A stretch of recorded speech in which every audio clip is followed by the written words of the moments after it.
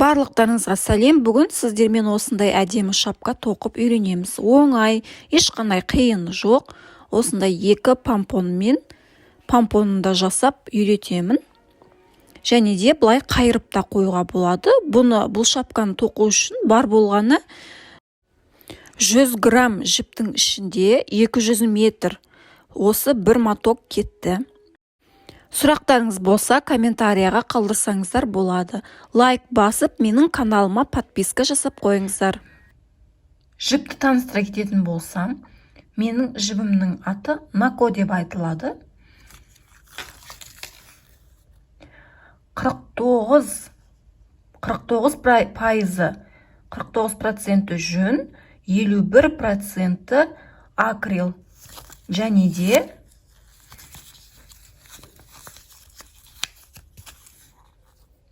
100 грамның ішінде 200 метр.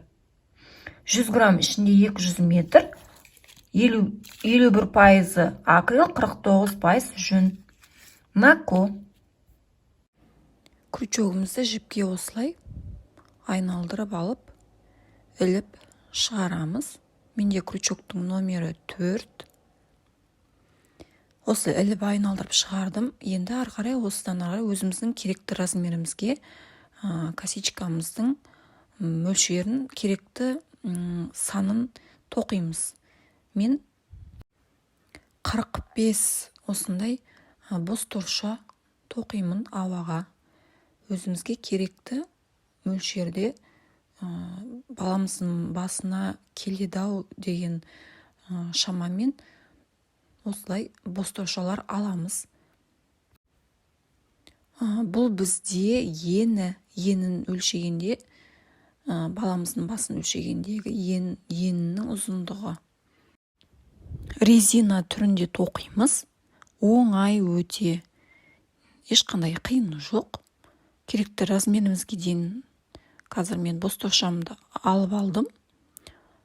Енді ары қарай бір бос торша тағы да есептеген мөлшерден бөлек тағы бір бос торша. Сосын мынау біздің екінші косичкаға кіремін. Столбик без накид тоқимын. Екінші косичкадан екінші бос торшаға кіріп, столбик без накид тоқыдым. Одан кейін ары қарай жалғастырып, барлық бос торшалардың ішіне осылай кіріп, столбик без накидтер тоқып шығамыз. Өзіміздің керекті размерімізге дейін тоқыған осы бос торшамыздың ішін барлығын аяғына дейін осылай осылай без накидпен тоқып шығамыз.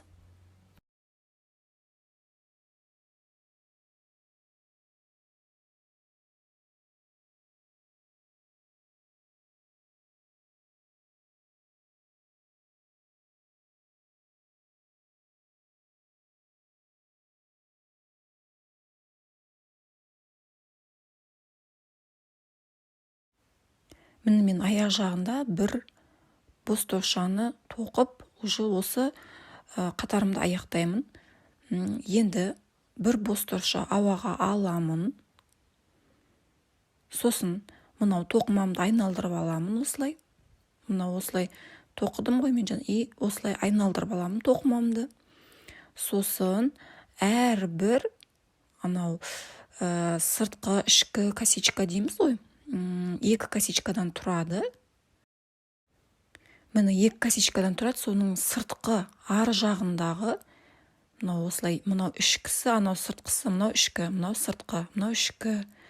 Соның сыртқы ар жағындағы стенкасынан алып, столбик без накидтер тоқимыз. Бер жағындағы стенкасын емес, ар жағындағы стенкасын аламыз. Мынау өзіміз жақтағы стенкасы бұл косичканың. Ал мен мынау алып жатқаным ар жағындағы стенкасы. Косичкамыз екі стенкадан тұрады. Соның ар жағындағы стенкасынан алып, осылай столбик без накидтер тоқимын. Без накид деген крючокқа осылай ғана жіпті іліп алып шығарамыз. Крючокта екі жіп болады. Соны іліп алып шығарып отырып тоқимыз. Міне Бұл резина түрінде тоқылады. Резина түрі осындай болады. Осы қатарды аяғына дейін столбик без накидтер тоқып шығамыз. Әр косичканы әрбір ар жағындағы стенкасынан алып, әр қайсын бір-бірден ғана кіріп, столбик без накидтер тоқимыз. Бір столбикқа бір жаңағы косичканың стенкасына 2 рет кірмейміз, бір-бірден ғана әр қайсысын бір-бірден осындай әдіспен тоқып аяғына дейін аяқтаймыз. Бұл біздің шапкамыз өте оңай деген болатын. Сол үшін тек біз бұл шапкада тек осындай ғана әдіспен тоқимыз. Ешқандай қиыны жоқ. Тек осындай столбик без накид резина түрінде шығады. Сондай әдіспен тоқимыз.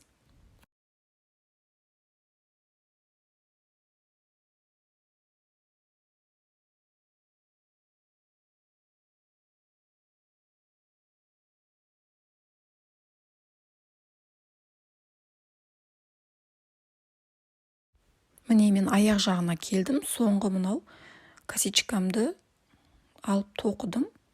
Енді бір бос торша тағы да ауаға аламын. Бұл қатар аяқталған кезінде бір бос торшадан алып отырамыз. Тоқымамды айналдырып алдым. Одан кейін тағы да дәл алдыңғы қатардағыдай 2 косичканың ішкі және сыртқы стенкасының сыртқы ар жағындағы сыртқы стенка. Соны ғана іліп алып тоқимыз, ішкі емес. Міне мынау сыртқы. Осы сыртқы ар жағындағы өзімізге қарап тұрған емес, ар жағына қарап тұрған стенкасынан ғана алып тоқимыз. Осылай аяғына дейін до конца тоқимыз. Одан кейін аяқталып кейіннен кейін бір бос торша ауаға тағы да аламыз. Сосын тоқыманы осылай айналдырып алып, тағы да жаңағындай әдіспен резина түрінде столбик без накидтер тоқып шығамыз. Әр косичканың сыртқы қабырғасын, сыртқы стенкасын ғана тоқимыз. Керекті размерімізге ұзындығын әкеліп тоқыған кезінде тоқталамыз. Міне мен керекті размеріме дейін тоқыдым. Мен қазір сіздерге ұзындығы қанша болғанын көрсетемін. Және ені қанша болды, ұзындығы қанша болды көрсететін боламын. Жай ғана үйдегі күнделікті өмірде қолданатын строительный магазиндерде бар. Осындай рулеткамен қолдандым. Рулеткамен өлшедім. Сіздерге оңай болсын дедім. Міне менде ұзындығы 35 сантиметр. Бұл ұзындығы 35 сантиметр. Енді бұл ұзындық. Енді енін көрсетемін. Ені менде 26 сантиметр болыпты. Сіздер де өздеріңіз енді өлшеп көресіздер. Балаларыңыздың басына мен бұл шапканы өзімнің балама, 2 жас балама деп тоқыған болатынмын. Ені 26, ұзындығы 35 сантиметр шықты. Енді осы тоқымамызды осылай қайырып аламыз. Үстіне осылай қойып қайырып алдым. Бірінші қай жағын ішін етіп қоясыз, қай жағын сыртын етіп қоясыз. Соны қарап алыңыздар. Кейбір жерлерде жіптердің түйілген жері болса, соны іш жағына қаратасыздар. Ал негізі былай тоқыған кезінде екі жағы бірдей болады. Тек жаңағы жіптердің түйілуімен байланысты болып тұр бұл жерде. Осылай біріктіріп алдым екеуін бір-біріне. Сосын мынау косичкамды осылай кіргізіп бір-біріне қосып осылай тоқып жіберемін. Енді қараңыздар, мынау бергі жағымдағы тұрған тоже бұл жерде 2 косичкадан 2 стенкадан тұрады. Соның өзіме қарап тұрған стенкасынан аламын. Косичканың өзіме қарап тұрған стенкасын, ішкі стенкасын. Ал ар жағындағысын оның сырт жағынан аламын. Біз немізді, шапкамызды қайырдық қой, сонда бұл жерде 2 косичкадан көрініп тұрады ғой, соның өзіме қарап тұрған жағындағы стенкасын аламын. одан кейін арғы жағынан сыртқы стенкасын аламын. Солай тоқимын. Мынаны мен ар жағындағы стенкасынан алдым.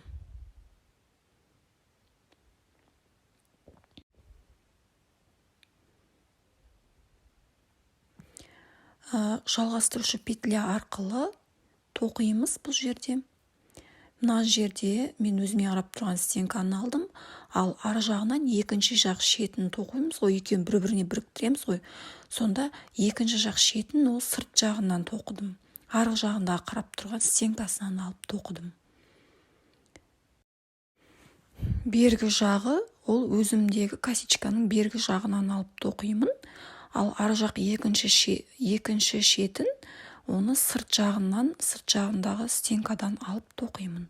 Арт жағындағы қарап тұрған стенкадан алып тоқимын. Осындай әдіспен жалғастырушы петля арқылы осылай біз шапкамызды бір-біріне біріктіріп, осылай әдіспен тоқимыз.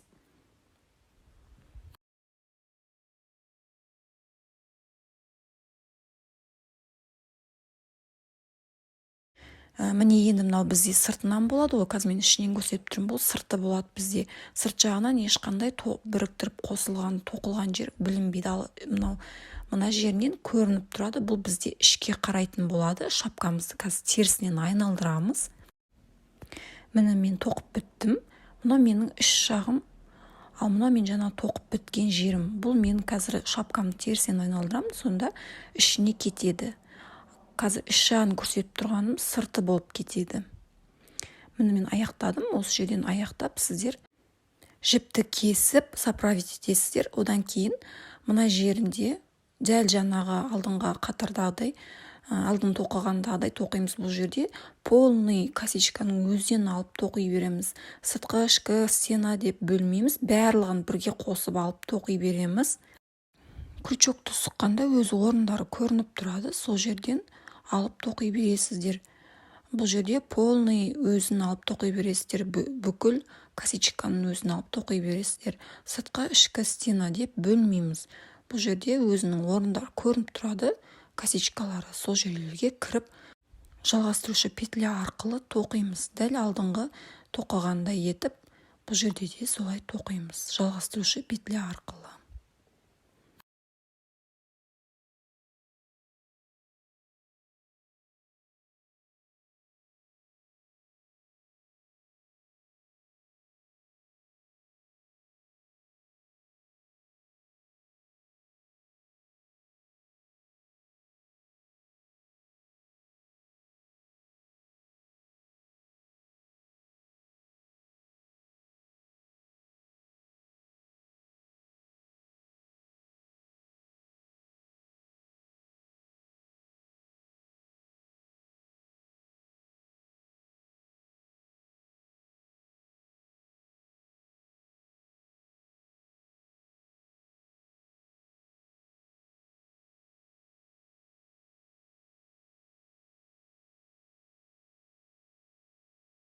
Міне мен аяқтауға келіп қалдым.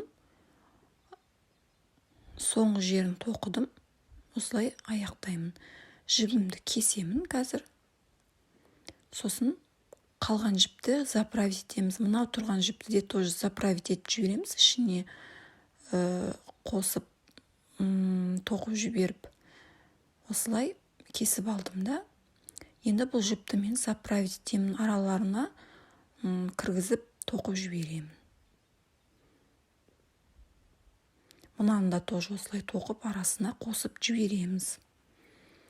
Енді тоқып болғаннан кейін, осылай заправить етіп болғаннан кейін, шапкамызды осылай теріс оңын айналдырамыз.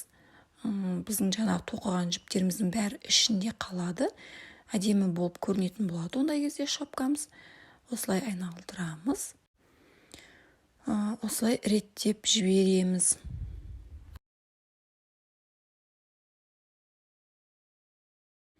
Сосын мына жерде қайырып жібереміз, осындай әдемі етіп. Қайырған кезінде осындай әдемі шапка шығады. Одан да биіктеу етіп қайырам десеңіздер де болады. Кішкене ғана қайырам десеңіздер де болады. Енді мына жерлеріне помпон тоқимыз. ол да өте оңай болады тоқылуы помпонның. Осындай әдемі помпон тоқимыз қазір. Екеу тоқимыз, екі жақ шетіне тігіп қойғанға. Ол үшін мен мынандай осындай карточка алдым. Үйдегі қандай карточка бар, соны ала берсеңіз болады.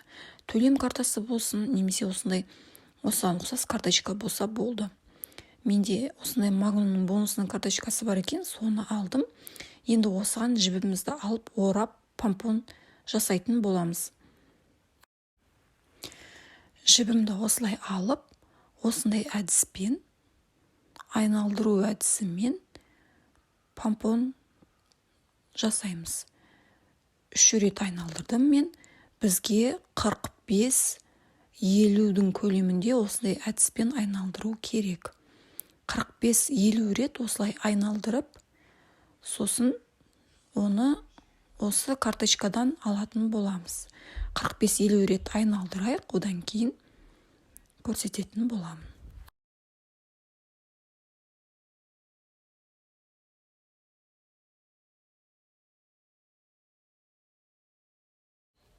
Міне мен айналдырып біттім. 45 рет айналдырдым. Жібімді кесіп алдым. Одан кейін ұзындау етіп жіп кесіп аламыз тағы да. Сосын осы жіптің үстіне мына жібімізді алып қоямыз. Ақырын аламыз. Шет жағынан, жан-жағынан шығып кетпесін деп. Осылай аламыз да, одан кейін мынау жібіміздің тура жіптің ортасына қарай қоямыз.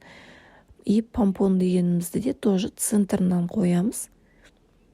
Екі жағы бірдей болу керек. Мынау кішкентай болып қалды, мына жағы қысқалау болып. Мен осылай тартып аламын, сосын осылай қатты тартып тұрып байлаймыз. Қазір мына жер кішірек болып қалды, сол үшін мен мына жіпті ортасына қарай әлі де тартатын боламын. Екі жағы тең болу үшін осындай әдіспен помпон жасаймыз. Екі жағын тең етуіміз керек болады. Қатты тартып тұрып 2-3 рет, 4 рет айналдырып байлаймыз. Қатты тартып байлаймыз. Бос болмау керек. 2-3 рет, 4 рет қайталап, орап, байлап, қатты осылай байлап аламын.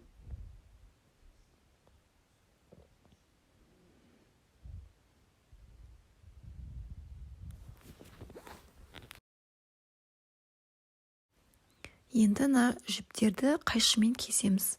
Осындай шығып тұрған жерлерін айналдырып отырып кесеміз.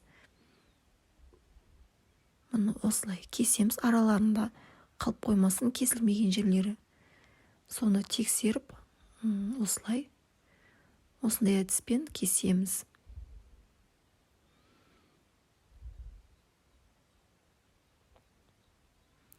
Екінші жағын кесемін. Араларында, астыңғы жақтарында кейде қалып қалады. Сол жерлерінде қалдырмай кесеміз. Бәрін толықтай кесіп осылай.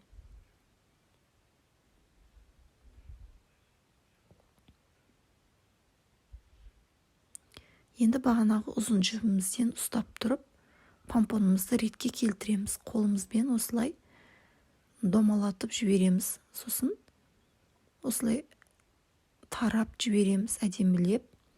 Қазір бұның артық жіптерін кесеміз. Сосын осылай ұстаймыз. Осындай әдіспен ұстап, астынан жинап аламыз.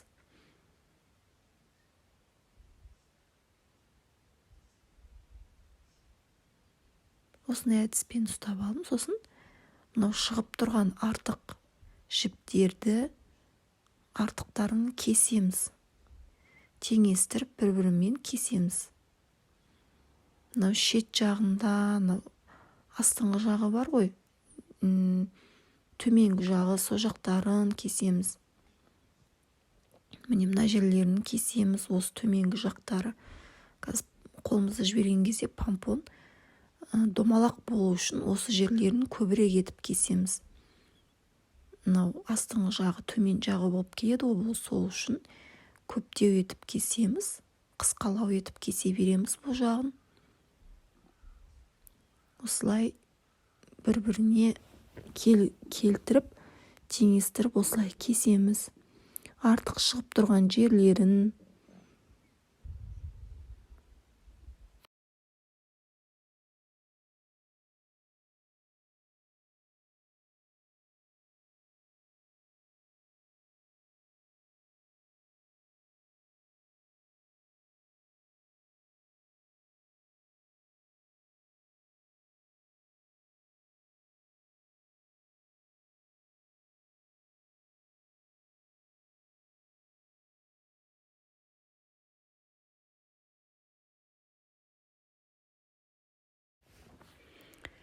енді тағы да реттейтін жері бар екен, сол жерлерін тағы да кішкене кесіп, реттеп жібереміз. Шығып тұрған мынандай артық жерлерін теңестіріп жібереміз.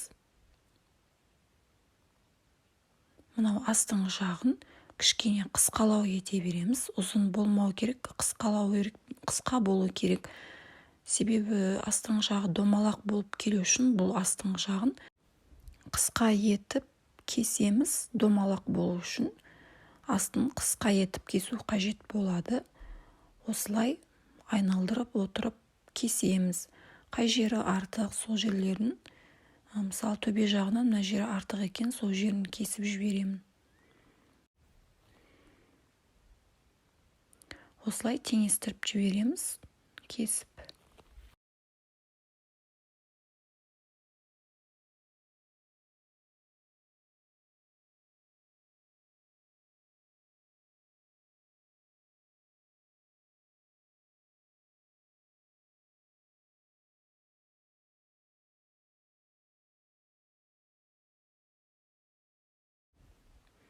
Мына осындай помпондар шығады сосын. Енді біздің бұл екі помпонымызды екі жағына осылай тігеміз. Ең бірінші тікпей тұрып, мына помпонның ұзын жіпі болады ғой, соны мынау бұрышына кіргізіп аламыз. Сосын сол жерден екеуін байлап аламыз. Содан кейін барып тігеміз.